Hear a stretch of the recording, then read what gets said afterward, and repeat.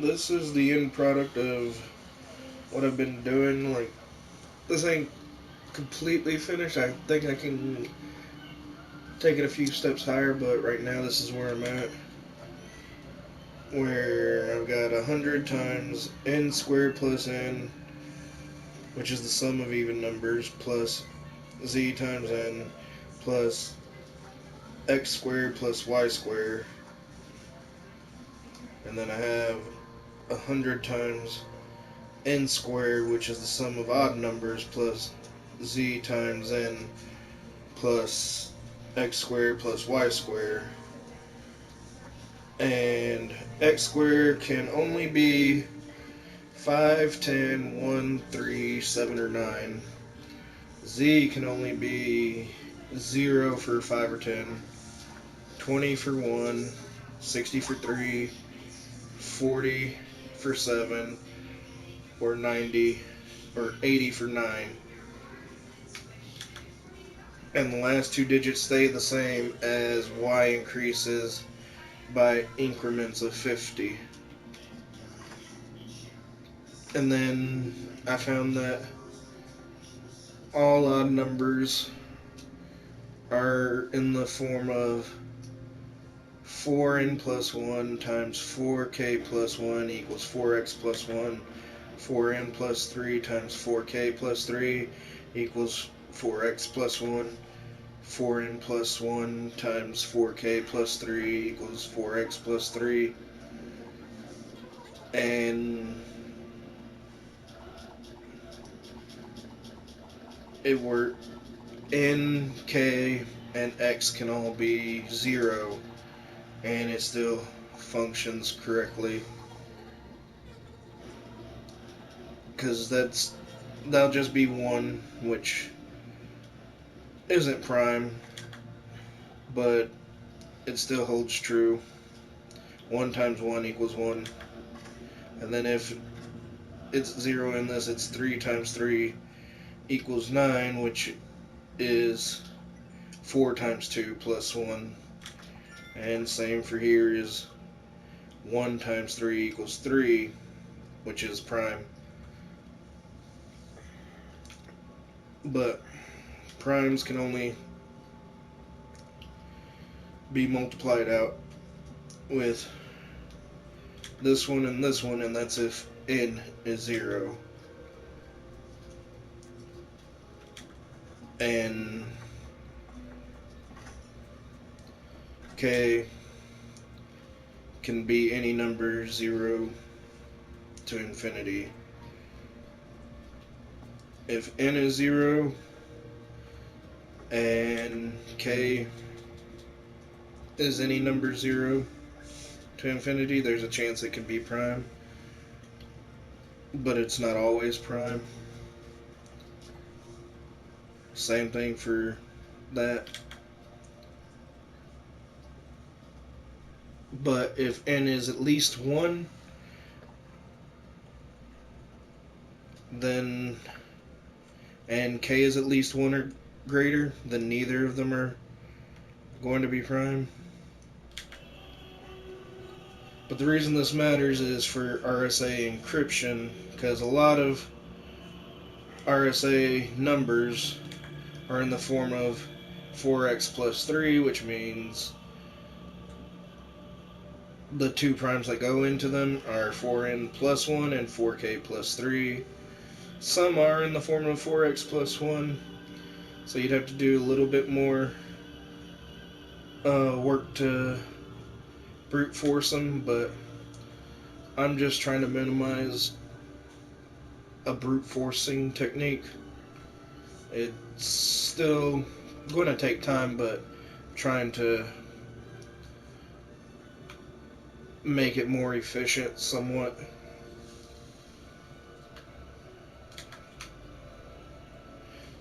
Since most of the RSA numbers are in this form. And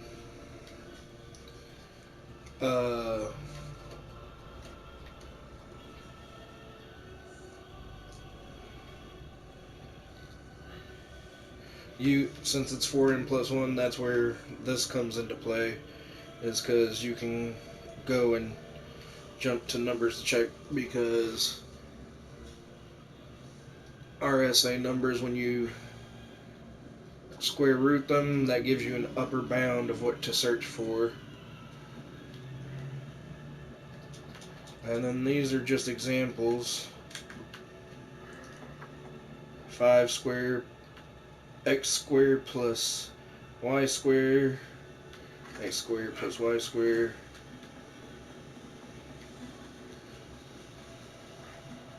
going by increments of 50.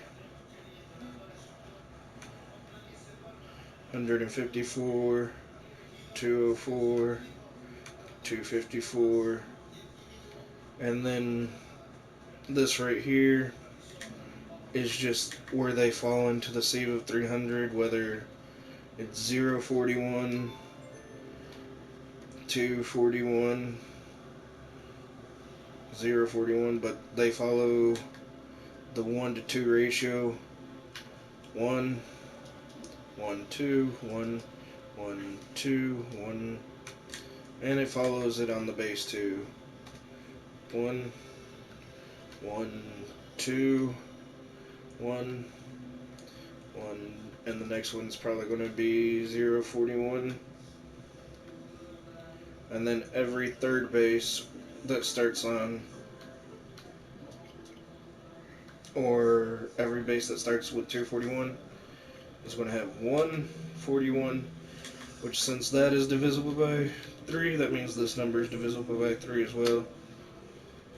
So every third one is not prime, and every third set from there is going to be a replica.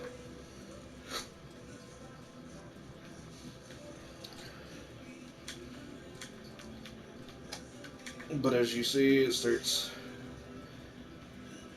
going 2, 4, 6, 8, 12, 14, 16,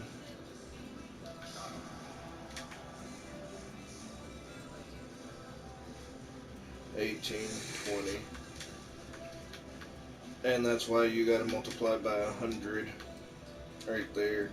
It's because then it's 200, 400, 600, 800, 1,000, 1,200, 1,400, 1,600, 1,800, 2,000.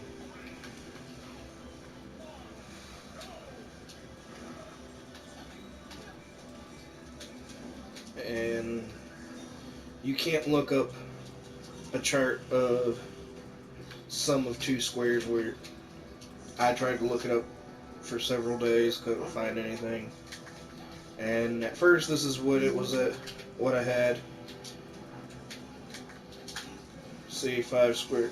And then, because I didn't know about how it increased, I went through 15 square, 25 square, 35 square, and I started here 4 square plus 6 square, or the reason why is because they both end in 1. Same thing for this side. 2, 8, 2. These end in 9. But after I seen that, after looking at that, I split them into 2 groups. 5 square up to, or 5 square plus 4 square up to 5 square plus 94 square, and then 5 square plus 6 square up to 5 square plus 96 square. And the reason they're, and then I made a shell of what it looks like a little bit, but the reason why is based on how they end. This ends in 1, that ends in 1. 10 square plus 19 square ends in 1. And then this ends in 7. That ends in 7.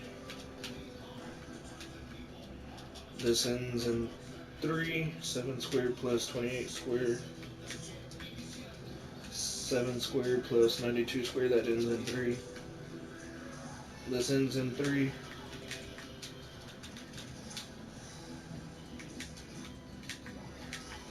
This ends in 9, and that ends in 9.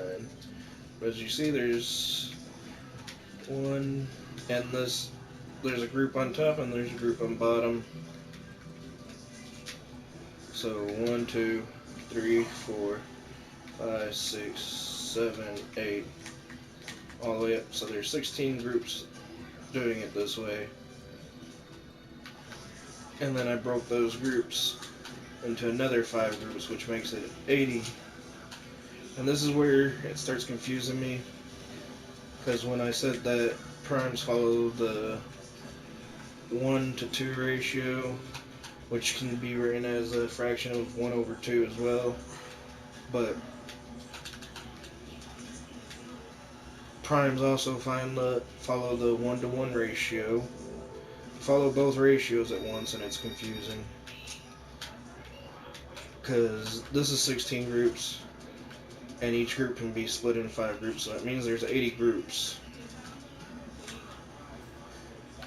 But if you look here, I've only got 40 primes in the form of 4n plus 1.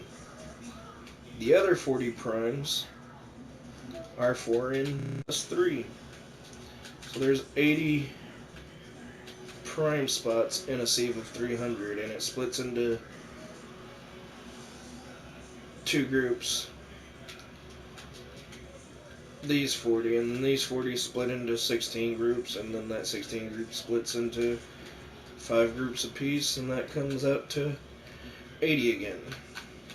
So how primes are doing this, I'm not entirely sure. I just know they are. They're following, even with even numbers included, it's 2 not primes to 1 prime, and then the only counterexample is 1, 2, 3. 2 and 3 are both primes, but after that it's always 2 prime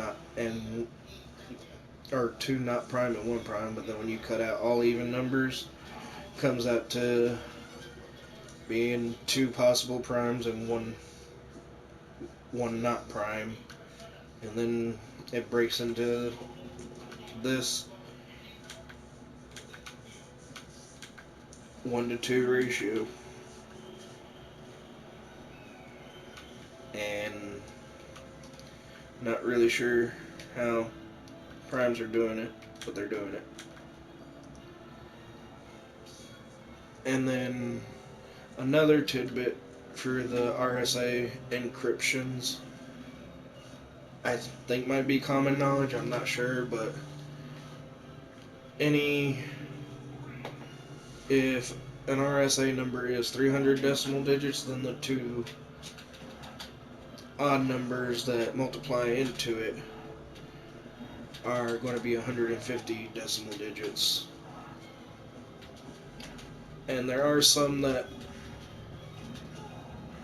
are like 51 decimal digits or 101 decimal digits, but that comes into play about it being 51. One's going to be 51 decimal digits, and one's going to be 50, or one's going to be 52, and one's going to be 51 decimal digits.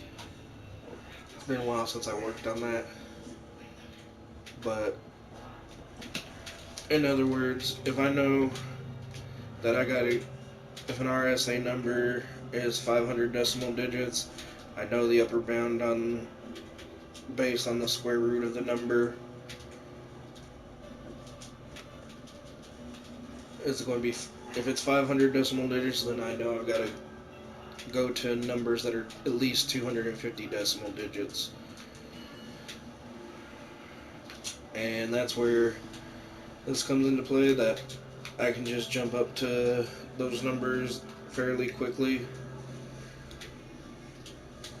And because I'm multiplying by 100, that means if I want to get to 500 decimal digit numbers, I have to go multiply. N has to be a 498 decimal digit number. That way when it gets multiplied by 100 it becomes, or not 148, it'd be 248. And then when it's multiplied by 2 it becomes 250.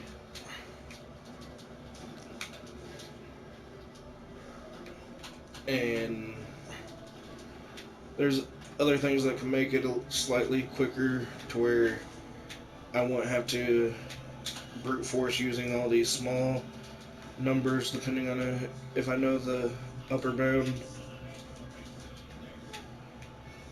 and where the 250 decimal digits lands.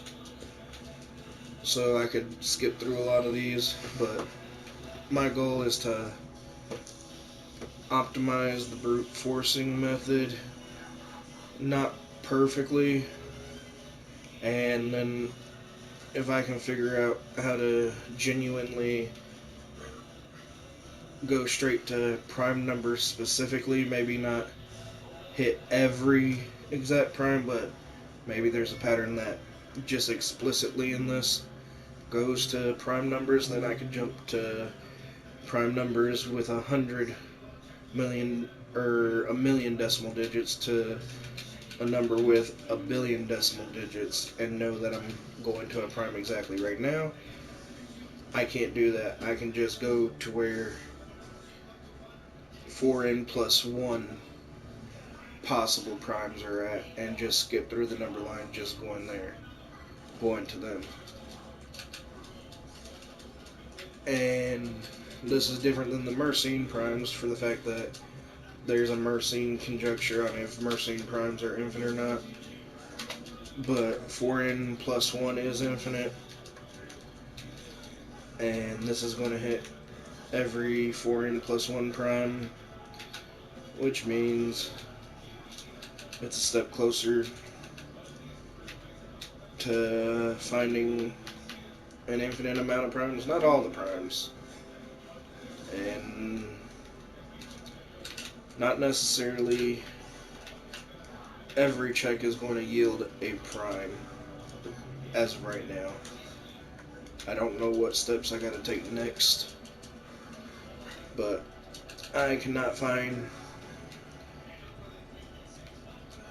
any of this information online. Nothing about the RSAs or chart of sum of two squares or anything kind of resembling this.